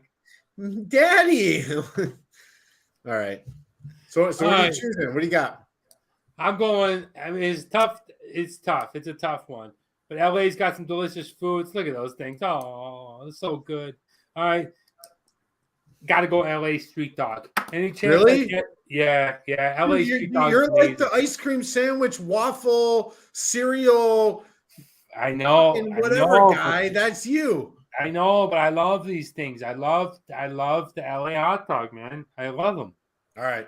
I'm going the LA hot dog. I don't know how anybody can choose ice cream over that thing on the right. Look at that. Look at the jalapenos, the red, the green onion. There's mustard. There's ketchup. I think there's mayo on it. That thing is insane. I want whatever that LA hot dog is. I want to buy it from this guy. By the way, wait, go back to the Disney dog. The thing's gross, dude. Disgusting me. It's like a dog. Frank says, Marissa, yeah, LA. Marissa knows what's up. She lives in LA. Street dog. First time I've seen those sandwiches. You're jumping the gun. Peppers, yes. Onions and peppers. We're going to go through the comments. We're waiting for Mateo. Will he go with the LA ice cream sandwich or the LA street dog? Or maybe he's an ice cream sandwich guy. I can tell. You think so? I mean, yep. Do you think he's a Disney dog? I can hear him. There he is. All right. So we were wondering, are you an ice cream, LA, or the Disney dog? So, fact about me, I'm actually vegan. So, under the assumption that both of these items can be veganized, sure. I'm gonna go with the dogs, man. I love it. I love hot dogs. Yeah, me. Nice. I'm with you, Mateo. That's pretty much. It's a tough one because ice cream is so sweet and delicious, and obviously the cookies and all that. But anytime, listen, LA makes amazing hot dogs on the street. If you had a chance, try them out. But going with the next one, I'm talking comedy, LA comedy, Broken Ring. Then they also had a movie career. What would you go with? Eddie Murphy. Oh, right? Lemonade. Grew up on him, absolutely hysterical. There he's a little older and he's a little calmed down. But I grew up with him, and in the back of the day when he was hold on a second. Can we stop here? The outfit on the left, the one on the right is hilarious, but the one on the left, what is he wearing? Dude, he's wearing wallpaper. No, that's Eddie Murphy raw. I know what it is, but he's still wearing wallpaper. Back in the day, like there was no Instagram, there was no Twitter. That wasn't Raw, by the way. Raw, he was in the red one. The red. No, that was Delirious. Delirious was red? Was it? Yeah. Oh, okay. Yeah, Delirious was red. Raw was this one, and like this was like our iconic fame, right? Obviously, you got him over there. Delirious is red. Yeah. He went on to do, the Beverly Hills Cop series with Judge Reinhold. Awesome. If you haven't seen them, stop what you're doing the rest of the day. Yeah, they're great. And watch 1, 2, and 3. You're gonna love them. You're awesome. Right. Number 2, Robin Williams. Oh, All right. So Robin Williams right there. He's like an alien, dude. It's amazing. On the left was from his iconic show at I think it was 86 at the Metropolitan downtown New York. And then you had, of course, he went on to have a career at Mork and Mindy, started off his TV career. Unfortunately, he committed suicide in 2014. And, it still breaks my heart. Like, I remember when I first came to Hollywood as an actor, and I was in this acting class. I was in this really prestigious acting class, and they asked everyone to stand up, introduce themselves and whatever. And they said, who would you like to work with? And I stood up and I said, Sylvester Stallone, Jackie Chan, Robin Williams, and Eddie Murphy. And they all laughed at me. And they all laughed at the fact that I picked Eddie Murphy and like, oh, he's not an actor. And no, he's a great actor. He's amazing. He's hysterical. And, both of these people have had an enormous career. Absolutely loved growing up watching them. But for me, it's a tough one because they both mean so much to me in my early childhood. They inspired me to be an actor. I have to go with Robin Williams. I just love what he does, everything that he does in terms of comedy on stage. When he did Mork and Mindy back in the day, when he Jumanji and he was the voice of Aladdin, to his probably most famous movie that a lot of people know him by was Good Will Hunting. Yeah. And that's the thing is like you can have these people that are uber funny or uber tough and uber whatever it is, but the minute they show vulnerability, like Robin Williams did, that's when they become an Oscar. So for me, Robin Williams. Yeah, I'm going to go Robin Williams as well. And they're both incredible comedians. But for me, I'm going to go Robin Williams. Just something about him. I identify more with him from my childhood than I did Eddie Murphy. Doesn't mean Eddie Murphy wasn't great. He was an awesome comedian, but for me, Robin Williams. Man, that's a tough one for me. Eddie Murphy's stand-ups are unparalleled. Iconic. Oh my gosh. I mean, you can go back and still laugh at those. But then, I think of some of his movies. I feel like, he had the Nutty Professor. That was pretty good. Dr. Dolittle. I felt like later on in his career, his movies kind of went like downhill. But then Robin Williams, he has so many iconic. Like you said, he voiced the genie. Patch Adams is like oh my gosh, a phenomenal movie. Doubtfire. Flubber. Even as a kid growing up, what was the Jack? Right? Is that the one where he was like born as an adult? Hook. Hook. Oh, no. Yeah. Oh, Jack, you're talking about what's the name? He was born like as an adult, right? Or he like aged like super fast. Yeah. I remember like being like 3 or 4 and barely comprehending like movies and like watching like Flubber was amazing as a kid. I was born in 92. Jumanji. Yeah, Jumanji. So I have to go with Robin Williams for that reason because like just the iconic movies growing up, as a little kid seeing him on the screen. Yeah, he was Robin Williams is awesome, and there's no way around it. He was a part of the majority of our lives, the people that grew up and that are close to the same age as us. He was awesome. He was a great comedian. He was different. Yeah. And when you're different, I think that's where you start to get elevated. Mm-hmm. Not that Eddie Murphy wasn't different. He was different at the time. Now there's more variations of him available. Yeah, it's tough, man. Eddie Murphy kind of took that role of like, I went so filthy and disgusting and like crazy. But then as he got older, he had children. And he said, one of the things is I want my children to be proud of me. So he started doing like kids stuff, Transylvania, things like that. But we'll get into that in a minute. Guys, this is what we're drinking. The Dude's Brewing. It is the Blood Orange Amber. Down below, we have Mateo from the Beer Reviewer. Please go ahead and check out his Instagram. You're going to absolutely love it. He's going to be like your encyclopedia, okay, if you remember what that was. Digital encyclopedia to what to drink. He's got amazing beers on there. But let's go on to the last one. And the last one is, if you had to choose which one confronts you on a Thursday afternoon around 3:30, which would you prefer? Would it be aliens? Okay, they come in, whether or not they hover over you and suck you up, okay, or they land down in your space and they join you, or would it be a ghost, okay, an entity? All right. You ever notice about all these things like aliens and ghosts and things like that? The reason I say Thursday at 3 o'clock or 3:30, they never show up in the afternoon. It's always 2 o'clock. You're alone by yourself. You're tired, and then they show up. I don't want either one of them to ever appear in my life. I'm petrified of them both. But if I had to choose one, I guess it would be a ghost. But yeah, that's for me. Nate, what about you? Definitely not a ghost. Skip Bayless says, should I have a third beer? Yes, you should, Skip.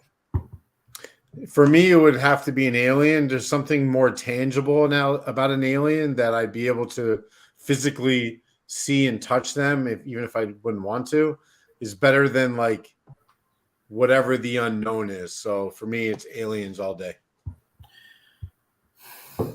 So you said Thursday, right? Thursday, 3 o'clock. So my answer to this question is going to depend on what keeps me away and gives me a valid reason not to show up to work on Friday. And I think aliens are going to do that, because if an alien abduct me, I'm pretty sure I'm not coming back Friday. Maybe they'll back off on the weekend. So, alien. Yeah, you might be going to work somewhere else after that. But I don't know. For me, aliens just feel like, you know what? If I saw a ghost, I'd probably be fucked up for 2 weeks. If I saw an alien, it might be the rest of my life. but hey, maybe they like the Chapel Man. Maybe we'll get them on a beer show. Guys, it's time to go ahead and score this. We're going to roll right into the Dude's Brewing, the Blood Orange. Let's whack this sucker down and give it a score. Thanks for participating in the What Would You Rather. If you didn't get a chance for the comments, go ahead after the show is done. Leave me your comment. I'll answer back.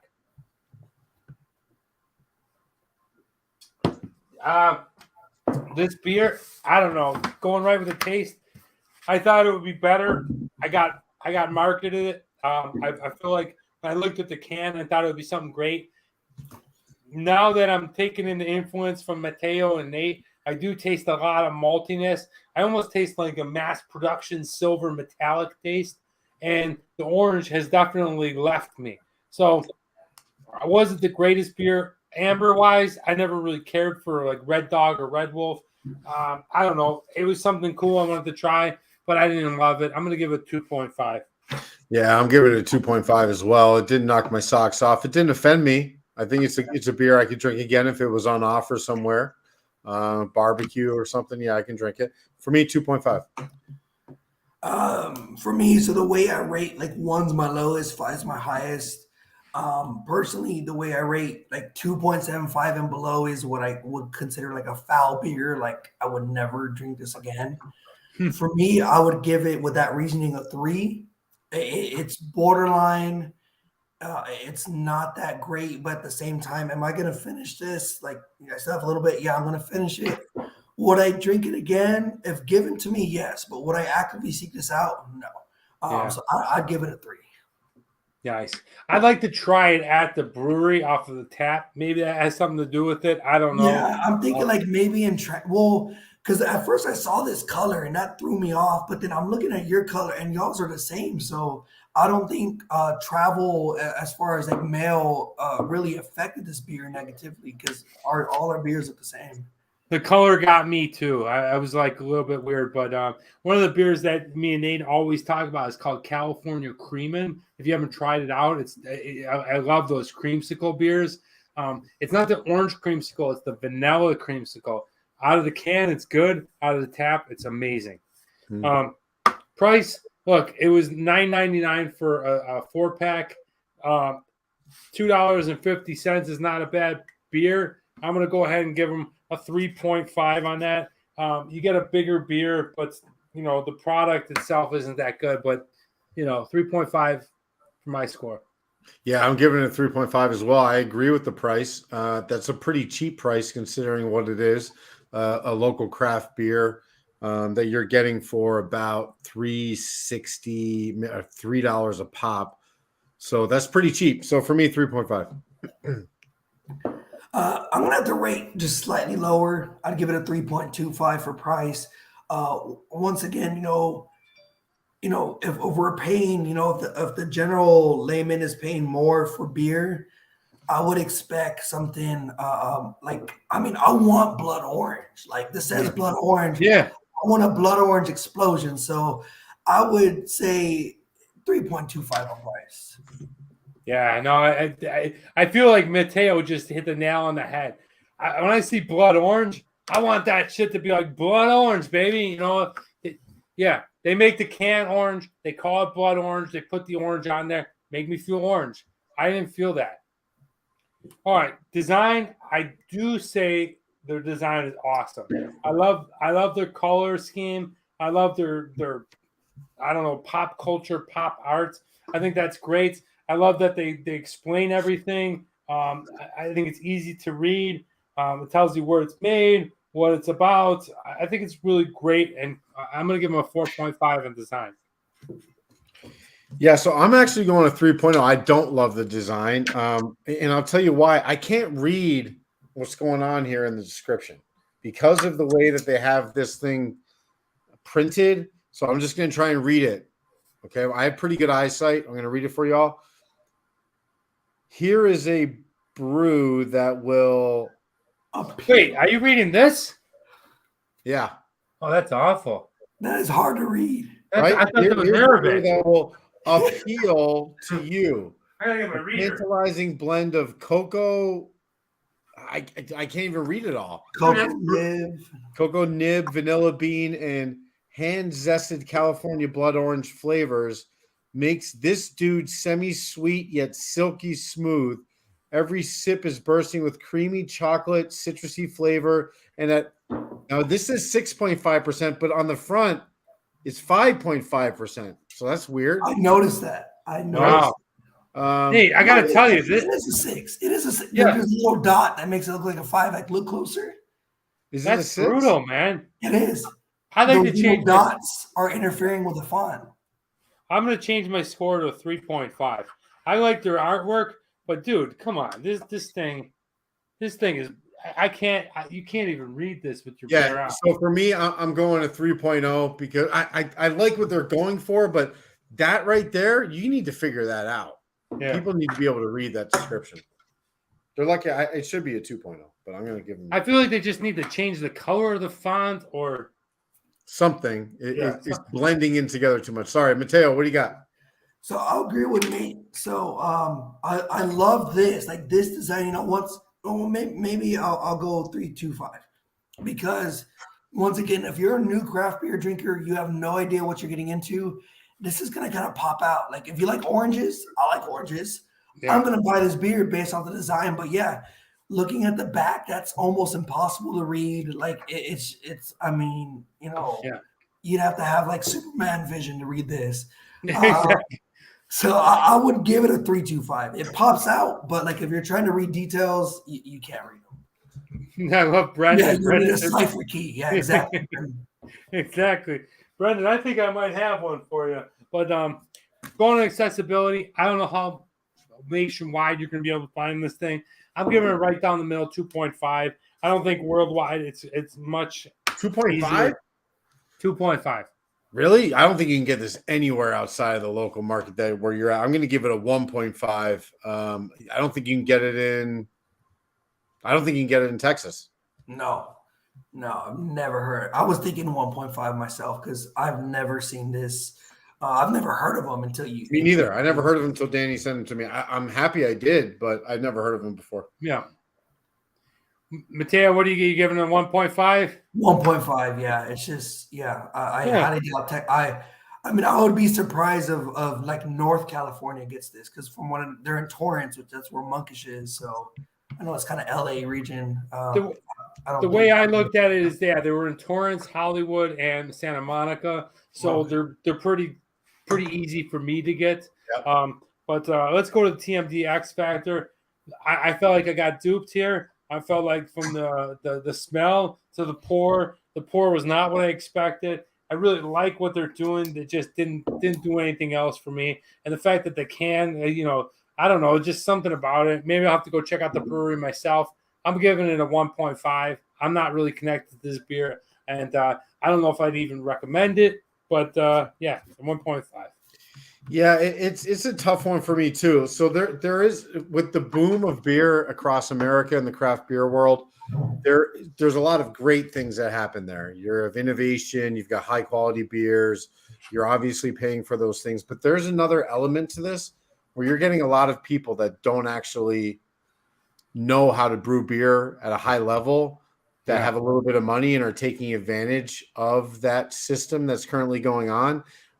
I'm not going to say that the dudes are one of them. I don't know, but it kind of feels that way. There's like an emptiness to the beer. I don't feel the actual, I don't feel what they're trying to sell me. I'm not getting any character in this beer. I'm just kind of getting something that was like, hey, here's a brown amber style beer, throw some oranges in it and see what happens.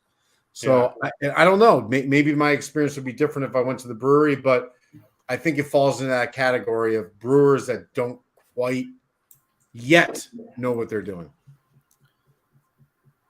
With that being said, I want to go back and change my price. I want to lower it to a 2.75 because I didn't even notice this going back to design.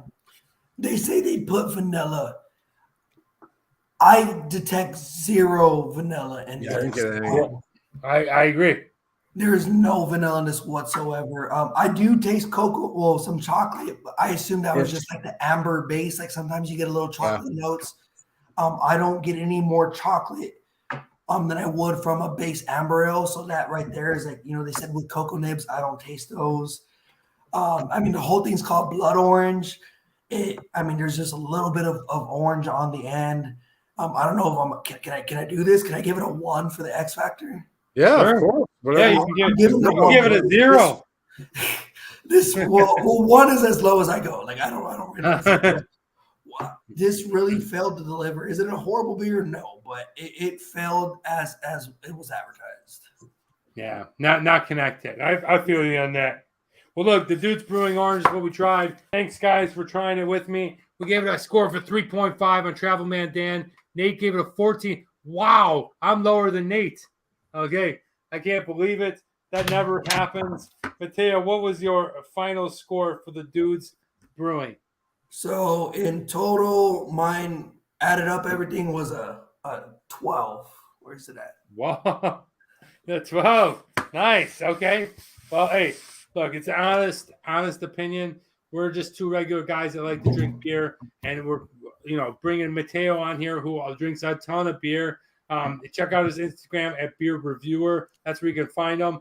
Let's go ahead and roll the die. What are you reading? What are you watching? What are you reading? What are you watching? What are you listening to? Here we go. I'm going to tell you what I am doing. What am I reading? Okay. Everyone knows I like to read. That is one of my favorite things to do. I am reading a new book. I'm reading a classic. Okay. It is Treasure Island, Robert Louis Stevenson. Okay. If you haven't ever read this book before, check it out. My episodes of Reading Man Dan are mostly children's books, but I'm going ahead and formatting Reading Man Dan is going to be more like classics for older people who like to listen to audiobooks. But this is what I'm reading, Treasure Island, Robert Louis Stevenson. Nate, spin your die. Yeah, I already got it, and it was a number 1. There you go. And I'm reading in the process of reading Kitchen Confidential by Anthony Bourdain. And the first chapter, or one of the first areas, is called Food is Sex. That's where I'm at. This book, so it's super early in the process. Kind of love it, man. There's a reason why he took off the way he did. So if you guys haven't had an opportunity to read Kitchen Confidential, give it a shot. So I don't have a dice. I did a virtual. I landed on number 2. So what Nice. about you? Huh. So what are you watching, Mateo? So I love relationship reality TV shows. I watch it with my wife. We are watching a show called The Ultimatum. It's on Netflix. It's pretty much about these couples. One of the couple wanted to get married. The other one was hesitant. So they got on a show where they pretty much, it's like wife swap. They swap partners and there's an ultimatum given. Do you want to, like, after living with this person, are you going to go be with the new person or are you going to marry your original partner you came with? So it's like super dramatic, reality TV, cheesy, soapy stuff. But I mean, I love it. Like, I watch it with my wife. I'll eat that up every day. Like, I love drama shows. So that's what I'm watching. I tell you what, the fact that you're admitting that is what I really love. That's awesome. Yeah. Hey, look, there's no right or wrong. We're just people trying to get by. We're all, floating around on this. We're all living on this floating rock. Yeah. And, that's cool that you admitted that. But hey, whatever you like, whatever you're reading, watching, or listening to, we love to know about it. Now I'm going to close out the show with the quote of the week. And this one comes to us from none other than Robin Williams. He said, "Everyone is fighting a battle you know nothing about. So be kind." And, this one, I've known about this one. I may have actually even done this one in my early episodes because it's such a prolific quote to me. It means so much to me because as we continue to go through life, no matter what age you are or no matter where you at, it's all relative to other people. When you meet other people, and you just never know, man. You just never know what people got going on. You never know. It used to be back in the day when you just, tone your language down a little bit and not really say things around people because you just don't know what people have experienced. That's just common sense and morals and manners. But nowadays it's a little bit different. You never know. Mental health is a forefront of an issue right now. And doesn't matter how we got here, but we are here. And, being kind to somebody, being nice to somebody, just being your true self is a lot harder than other people think because the main thing is when people are alone with themselves, they often think like, how can I be a better person? How can I be kind? How can I be this special person? And oftentimes when they're around other people and other situations and other things in their life, they're not. And that's an important thing that you have to think about within yourself. So no matter where you're at in the world, no matter who you're around, whatever, just try to be kind, because you never know what that other person is going through, whether it be your best friend, your family, or a complete stranger. Always be kind, because they may lean to you for the strength that they need to get out of that. That's an important factor. I know we're just regular guys that drink beer, but this is also how I live my life. And it's an important thing that I want everyone to kind of just understand. Maybe you take this quote from the show, from the great Robin Williams, and reflect on it throughout the week. But thank you so much. Thank you, Nate, for coming here. And Nate Californication, another great episode, my man. High five to you. If you figured that out, yeah, you go. You haven't figured that out yet. It only takes a year or two. And Mateo, thank you so much, man. Yeah, like you said, prior to the show, we had a couple of fumbles. We weren't able to get you on, but that's just life. We're so thankful that you were able to show up. We think you're a great guy. We think you have awesome content. Follow him on Beer Reviewer. And thank you so much for being on the show. Do you have anything to say in pardon? No, just once again, honored to be here. I hope to be here again, shortly. Yeah. I mean, I love what y'all are doing. I love to be part of like the greater beer community. We're all in this journey of exploring new tastes, new flavors. And I think that's something at the end of the day, like we're all coming from different walks of life, different ages, beliefs, whatnot. But one thing we all agree on is beer. So I love that about the beer community. Thank you, Mateo. Thank you so much. Be kind to each other. We love you back, Marissa. Skip, thank you so much for being on here. Skip Bayless. Nate, you are a funny guy. Absolutely love you. We're gonna bring Mateo and Beer Reviewer back when his voice has changed. So, and some weathered souls. It's that ghost. It's a one Thursday ghost. Please, not till 3:30. All right. Nate, do you have any parting words? No, can't wait to see everybody next week. Guys, thank you so much. That is Mateo from Beer Reviewer, Nate Californication. I'm Travel Man Dan. Remember, it's a big world out there. Make sure you see every bit of it. Thanks, guys. See you next week.